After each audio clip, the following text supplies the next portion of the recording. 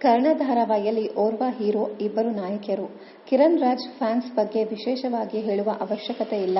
ಅಷ್ಟು ದೊಡ್ಡ ಮಟ್ಟದಲ್ಲಿ ಅಭಿಮಾನಿಗಳನ್ನ ಹೊಂದಿರುವುದಕ್ಕೆ ಅವರು ಕಿರುತೆರೆಯಲ್ಲಿ ದೊಡ್ಡ ಸಂಭಾವನೆ ಪಡೆಯುತ್ತಿದ್ದಾರೆ. ಈ ಧಾರಾವಾಹಿಯ ಇಬ್ಬರು ನಟಿಯರು ಈ ಹಿಂದೆ ಹಿಟ್ ಧಾರಾವಾಹಿಗಳಲ್ಲಿ ಲೀಡ್ ಪಾತ್ರದಲ್ಲಿ ನಟಿಸುತ್ತಿದ್ದರು.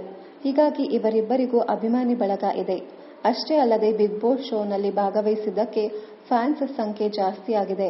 ಈಗ ಈ ಸೀರಿಯಲ್ನಲ್ಲಿ ಕರ್ಣನ ತಂದೆ ರಮೇಶ್ ಪಾತ್ರದಲ್ಲಿ ಟಿ.ಎಸ್. ನಾಗಾಭರಣ ಅವರು ನಟಿಸುತ್ತಿದ್ದರು. ಈಗ ಇವರ ಬದಲು ನಟ ಅಭಿಜಿತ್ ನಟಿಸುತ್ತಿದ್ದಾರೆ. ನಾಗಾಭರಣ ಅವರು ವೈಯಕ್ತಿಕ ಕಾರಣಕ್ಕೆ ಸೀರಿಯಲ್ನಿಂದ ಹೊರಬಂದಿದ್ದು, ಇವರ ಜಾಗಕ್ಕೆ ಹೊಸ ನಟನ ಆಗಮನ ಆಗಿದೆ. ಅಂದಹಾಗೆ ಅವರು ಪಾತ್ರಕ್ಕೆ ಒತ್ತು ಕೊಡ್ತಿಲ್ಲ ಎಂಬ ಮಾತು ಕೇಳಿ ಬರುತ್ತಲೇ ಇರುವುದು.